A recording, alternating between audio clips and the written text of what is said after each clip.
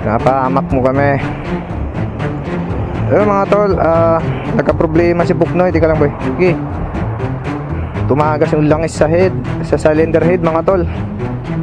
Gagawa ng mekaniko ng motorstar dito sa Davao City. Nagpa-tune up kasi ako. Motorshop yung boy.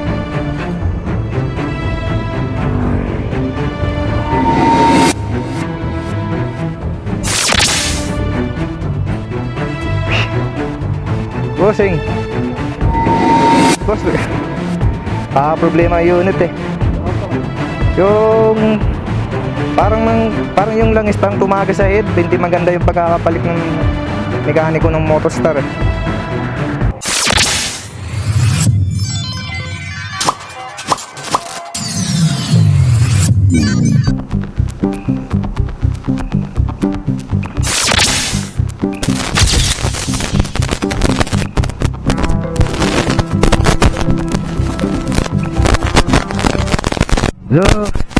So yun mga tol, ngayong araw na ito ay biyahe na naman tayo ulit mga tol.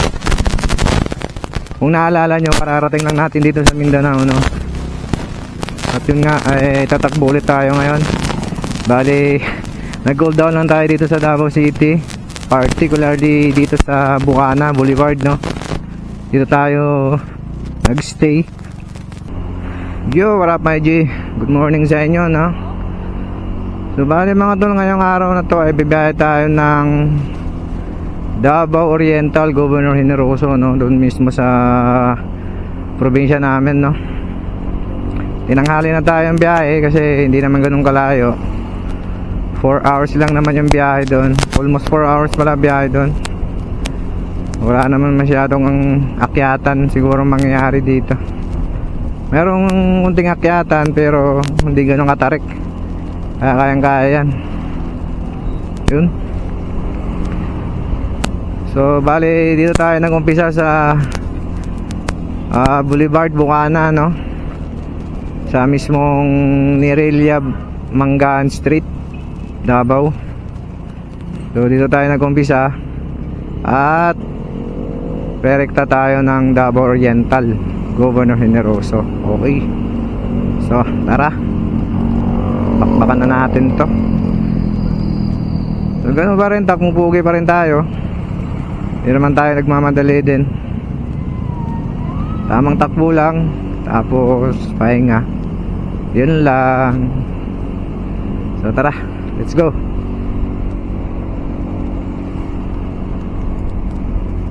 So yun mga tol, dito pa rin tayo sa Piapi Boulevard, no? Hindi pa tayo nakalayo.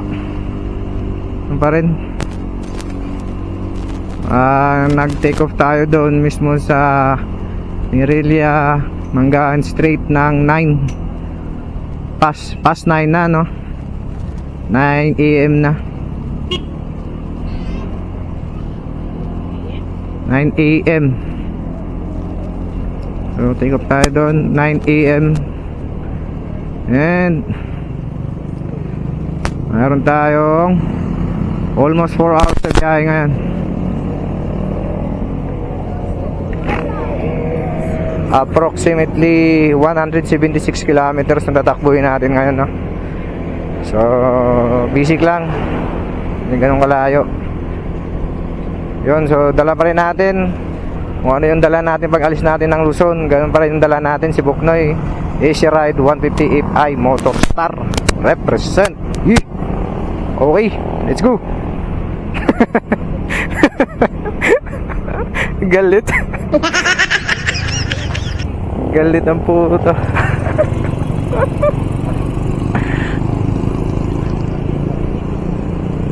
So yun mga tol, update, nasa Agdaw na tayo, no? From Bukana Boulevard. Ngayon ay nasa Agdaw na tayo, Agdaw, Davao City. Alright, let's go. Nandito pala located mga tol yung pinakamalinis sa palengke sa Agdaw, Davao City. Okay, nandito matatagpuan ang pinakamalinis sa palengke, Agdaw, Davao City. Okay, let's go. Shell. Shell, wala namang shell dito, putik na yan. Yo mga tol, update. Nandito na tayo sa Castillo, Davao City, no? Heading tayo ng Lanang, Davao City. Okay, let's go. Yo, harap mga tol. Mali pala ako. Castillo pala. Nandito na tayo sa Castillo, Davao City, mga pare. And papunta na tayo ng Lanang, Davao City. Okay, let's go.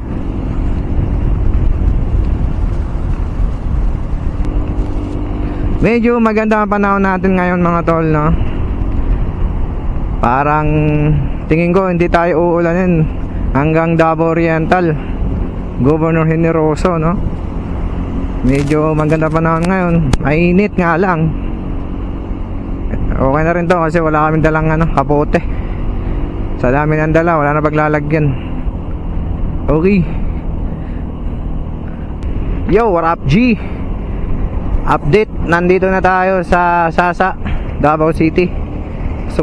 Kasalukuyang binabaybay natin yung daang to, daang hari. Daang hari mga tol. Pero nandito na tayo sa Sasa, Davao City mga pare ko. Okay, let's go.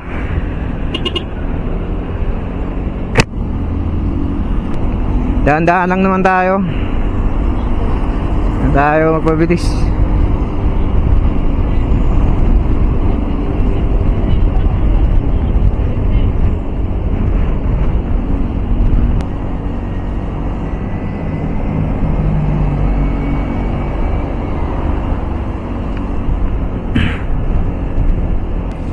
Nandito na tayo sa Panakan mga pare ko. Davao City. Okay. Kaya lang medyo traffic dito banda, no? Pinag-grab lang yung NMAX V3 Turbo.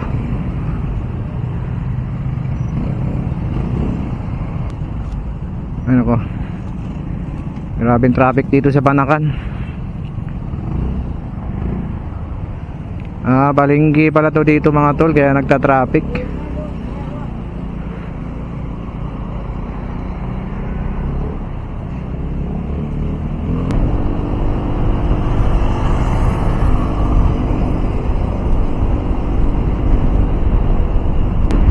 Nangyari sa daan dito. Ano ng kabayo.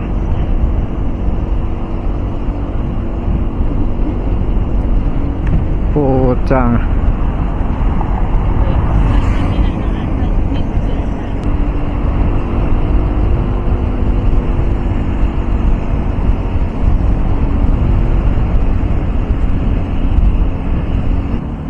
Yun mga tol, nandito na tayo sa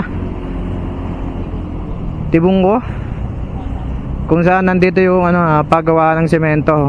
Yun laki. Dito pala yung paggawa ng mga semento mga tol. Laki. Lawak ng building mga tol. Tsaka ang dami. Yun kabilaan. Whole sim.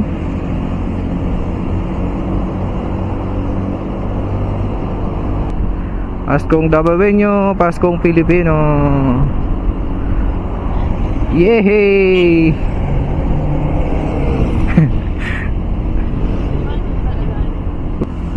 Hanggat merong nag-overtake, marami naman kaming mahuli. Panakan dyan Katibunggo mga tol, ang traffic, putik. Kasi nandito lahat yung nakikita, yung mga nanggaling sa Maa. Bakit? Umiwas nga ako ng traffic sa Cavite. Pati pagdating dito pala mas malala. Aray mo. Tik na yan.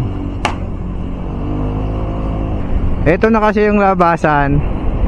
Papasok ng Davao tsaka palabas ng Davao mga tol. Kaya traffic talaga dyan. Panakan tsaka Tibunggo. Andiyan kasi yung labasan talaga, tsaka pasukan, no? Signal ka naman, tol. Putik na yan eh.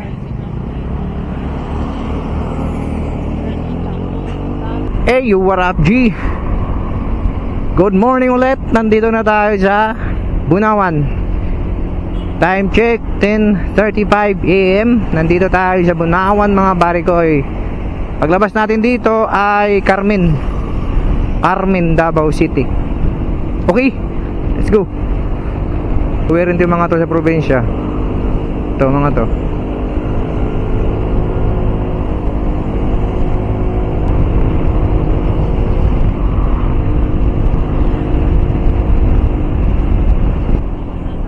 Bunawan ata. Ayaw ko na kasi parang di sigurado eh. Baka may taga rito, papaya pa ako eh.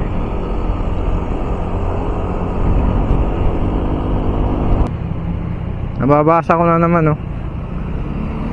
Paskong Dabawenyo, Paskong Pilipino. Hanggang dito pala to eh. Parang bumalik lang ako sa nakaraan kong dinaanan, ah. Gagi.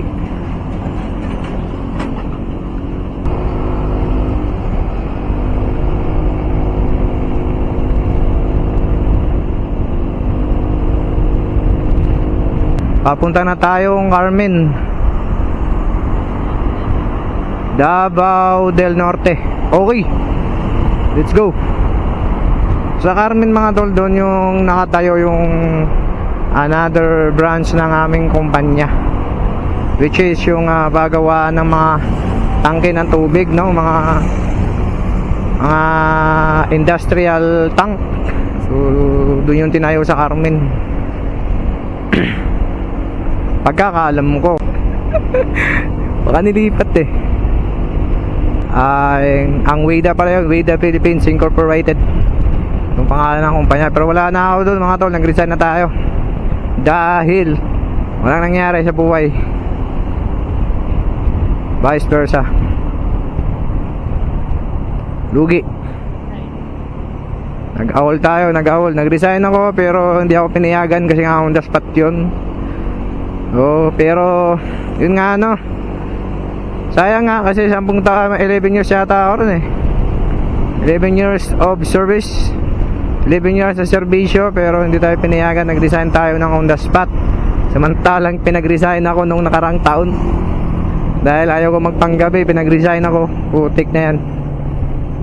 Tapos ngayon mag-resign tayo on the spot, di tayo papayagan. Aloko na. Kaya nag-out na lang tayo sa kanila na yan, no? Wala na si Batman.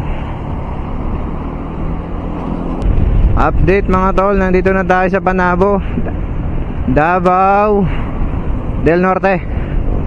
Okay, Panabo, Davao del Norte mga tol. Nakaalis na tayo ng Davao City, Davao del Sur.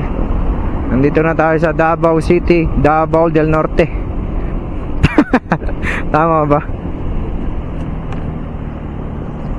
Pwede na tayo mag-beef dito, pwede na tayo mag-UC. Wala nang bawal dito eh. Doon lang yun sa Davao City, Davao del Sur mga tol, yung bawal mag-UC. Hindi ka basta mag-UC doon eh. Doon ka lang mismo sa bahay mo eh. Pero dito wala na. Ano namin yun eh, Welcome eh. Meron kami yan eh. Oh, City Hardware, Welcome, yan, hamak namin yan. Punta ka sa Welcome, daming WIDA dun. City Hardware, hanggang ngayon City Hardware, sa amin pa yan. Sa WIDA pa yan. Yung Welcome wala na. Hindi yata nagkakaano eh, parang hindi na cool. Mahina sa benta o ano. City Hardware na lang bumubuhay sa WIDA ngayon eh, mga tangke. Wala nang masyadong tawag dyan, partnership eh.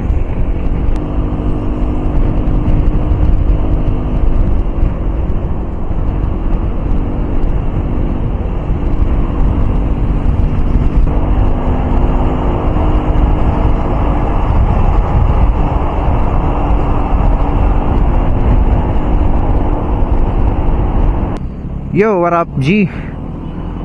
Time check. It's 11:03 AM in the morning mga pare ko. At nandito na tayo sa Carmen. Okay, Carmen Gaisano. Nandito na tayo sa Carmen Gaisano mga pare ko. And we still have 2 hours and 28 minutes remaining time for our rides to Davao Oriental. Alright, okay, let's go. 2 hours pa mga pare ko yung ating tatakbuhin. Chill ride lang mga tol. Mainit na panahon.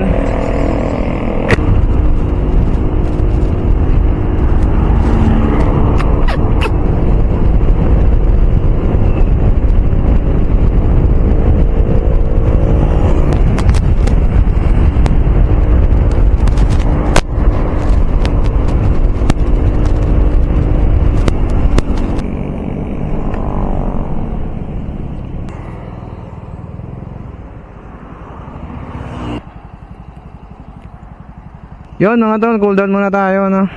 Medyo 2 hours na rin na tayong tumatakbo. Pahinga lang natin si Buknoy. At the same time, pahinga na rin tayo. Chill lang. Chill ride lang tayo. Pahinga rin. Okay, so update ko na lang kayo mamaya. Alright. Kanina ba ito boy? Pala ano?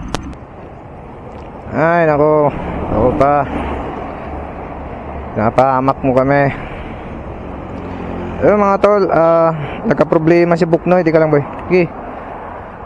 Tumagas yung langis sa head, sa cylinder head mga tol. Gagawa ng mekaniko ng Motorstar dito sa Davao City. Nagpa-tune up kasi ako kahapon. Tapos hindi siguro hindi maayos yung paglagay ng ng head.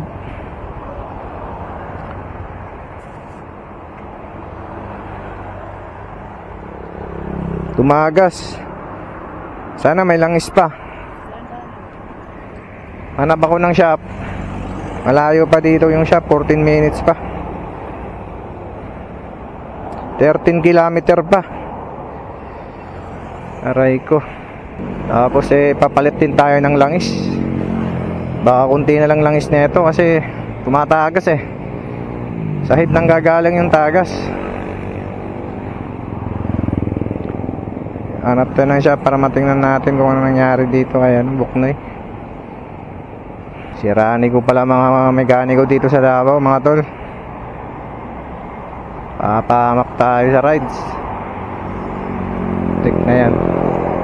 Sisirain pa motor mo. Sira. Kung di napansin sira, maubusan ng langis Dahan-dahan lang tayo tol. Putik na yan. Nandito pa tayo sa Tagum. Malayo pa, 2 hours pa yung natin biyahe. Sana may bukas yung shop ngayon. Palit tayo ng langis at pabuksan natin yung head ulit. Paparisil natin ulit to. Wala hindi maayos yung pagkabalik ng mekaniko ng Motorstar sa Yuanggurin. Sama doon San Pedro. 500 pa naman bigay ko. Yung pala yung gawa gawang kanto. Ayop na yan. Tsaka yung tune up niya mga tol, parang napasobra yata. Nawala yung minor Parang 1.5 RPM to 1,000 RPM na lang. Kaya pag umaga malamig yung makina, namamatay. Hindi na siya masusustain. Stop engine na siya. Kaya kailangan bantayan yung gasolina doon. Ihitin ng konti para hindi mamamatay. Hanap na yung shop dito. Sana may madaanan tayong shop. Mataas kasi malakas. Tsaka palit din tayo langis. Siyempre kasi naubos na langis nito 2 hours lang kami tumatakbo. Tsaka ako lang napapansin yung langis tumatagas pala. So yun mga tol, kung ako sa inyo, pag nagbukas kayo ng head ng AC Ride 150 Fi, kailangan talaga balutin nyo ng gasket maker mga Beta Gray, yung pang malakasang pandikit, para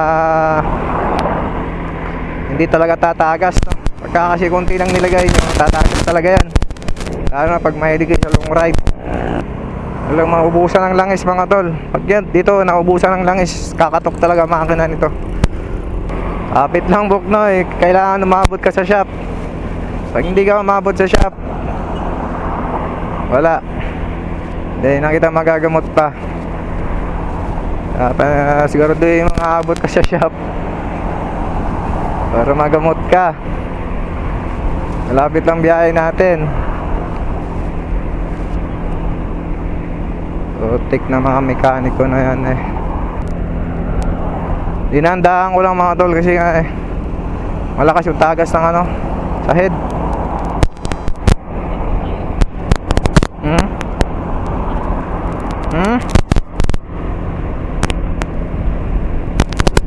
Ito yung pinakamalapit ng moto shop eh. Malapit lang ang biyahe natin. Nag-aaberya pa. May langis sila para makapagpalit tayo langis. Sa bagay, pero tuwa naman yung gamit natin mga tol. Kahit konti na langis, okay naman. Pero siyempre manigurado tayo. Maya magkaroon ng damage yung makina. Palit yan, pero tuwa. Medyo malayo-layo pa tayo sa shop eh. Doon tayo sa sa gitnaan ng kawalan ng kalsada. Medyo konti lang kabayan dito at wala masyadong nagtatayo ng business, no? Kasi nga ayaw ko naman gawin yan tol, kaso nga lang kailangan ko ng langis, kaya doon na lang tayo magpalit sa shop mismo. Motor shop yung boy.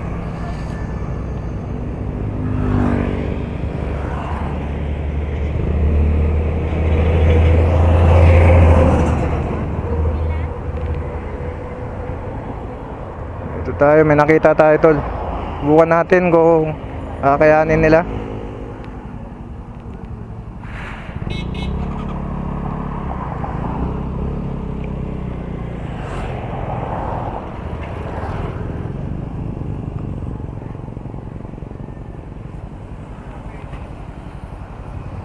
Mekaniko kaya ang maganda, no? Nangangamoy na naman, no? Baba.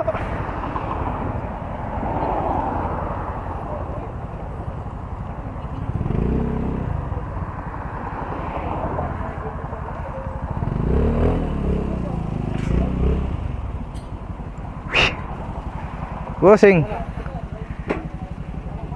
Aray ko.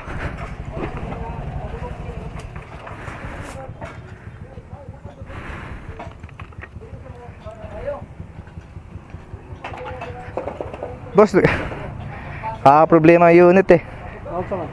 Yung parang yung langis parang tumaga sa head, hindi maganda yung pagkakabalik ng mekaniko ng Motostar eh. Ngayon, papaano ko sana? Malayang point. Oh, yun lang naman. Ha? Oh, yun yung naamoy, langis.